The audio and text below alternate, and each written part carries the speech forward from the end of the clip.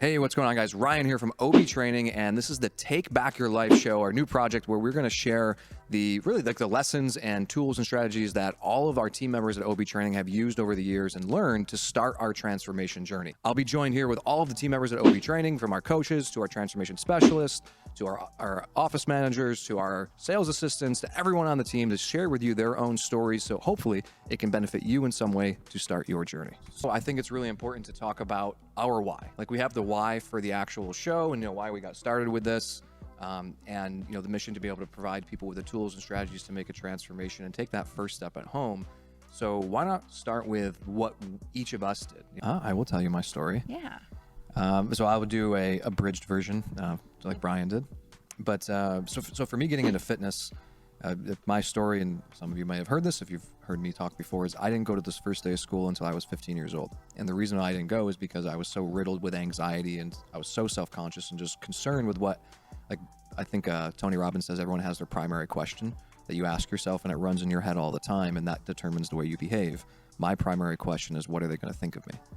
So growing up, I was always concerned with what are they going to think of me, and I was deemed or labeled the shy kid. Oh, he's a little shy, he's a little quiet, and I really started to embody that. So by the time I was a teenager, I had not attended the first day of school at all because I would get so sick. And it wasn't until I got into fitness and I started to work out. My dad got us a family gym membership, and I learned that if I changed this thing here, I could change this thing up here. And I started to have this new confidence in myself and to see myself different. And, that's what really changed my path. And after my Christmas and started training, the next year was my first year I went to the first day of school. So that was the catalyst that really changed that for me. For anyone listening, this is a great way for you to start actually making improvements in a positive way in your life. Is I gave myself a rule. I couldn't say no. So prior to that, anytime someone asked me to do something, you want to hang out, you want to do something? No, I don't. I was miserable. I don't want to do anything. So I was like, yeah, I had to say yes. I had to say yes. I had to say yes. So one of my friends asked me, want to go out? And I said, yeah, I'll go out. I was like, I don't want to see anyone that night. I said, the only person I want to see is Christina D'Amico. Well, we haven't talked for... Because we had a thing in high school and middle school, but we hadn't talked in a very long time. But I still always, I've always been in love with Christina, if anyone didn't know that. Like, literally since I was in middle school. He's been chasing me for a while. I've been chasing for a very long time. I'm very persistent. Another quality besides a little overreactive or as impulsive. I'm not reactive, impulsive, though I'm also very persistent and possibly annoying, depending on if you're on the other side of that. So as I said, she's the only person I want to see. So we went out that night. I drank way too much. I was in a really bad spot. I was leaving that night in the middle of the road on Varick Street, and I bumped into her. And she asked me how I was doing, and I told her I was doing horrible. I told her the honest truth. I do. I always laugh at that because you never expect anyone to tell the truth when you say, how are you? The response is always good. Especially after years of not seeing them. Yeah, oh, good. And I asked how he was, and I was like, oh, he's not. He's not freaking crazy.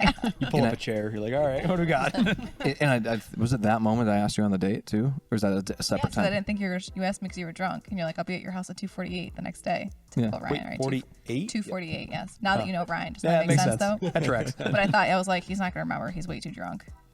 2:48 next day. Showed up at the house. And was it PM or AM the next day? Yeah. Okay. I didn't know if you specified. And so that's how we got together. And then here I am. I'm home. I still didn't know idea what I'm doing in my life. And from there, I was like, well, I can be a personal trainer. So I reached out to Al at the fitness mill, which was close by, and I had a good relationship with him. And we started to talk about how I could become a personal trainer. He was very kind to me and allowed me to start training there and get my start. So I started training at the fitness mill, and after a couple of years, I realized that couldn't keep doing that. I was running out of time and hours in the day, and you could either charge people more money, or you can hire people to do it with you, or you can you have your own thing. So originally in the upstairs portion of the mill, they had batting cages, and we were going to renovate that. And I brought in a contractor. We looked at everything, the cost, what we'd have to do, and that was the original plan. Until one of my best friends was like, "Hey, can you come help me look at this building my dad has, because I might know someone who wants to rent it." So I was like, sure. At that time, I had to say yes to everything. I had nothing to do. I was not, still is not super busy with the training clients. But I was like, yeah, I'll go look at it.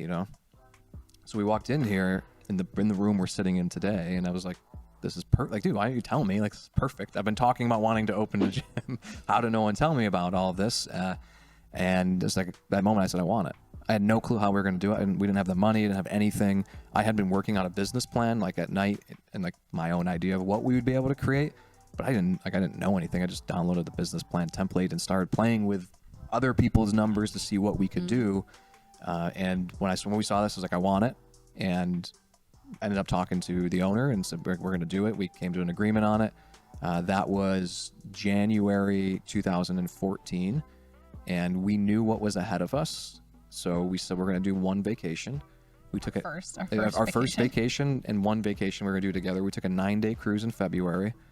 I can't remember the exact date, but some of the beginning of February, first week or two. We got back from the cruise. The next day we came in here, we started renovating it, and 3 months later we opened up a training. And that's how we got here.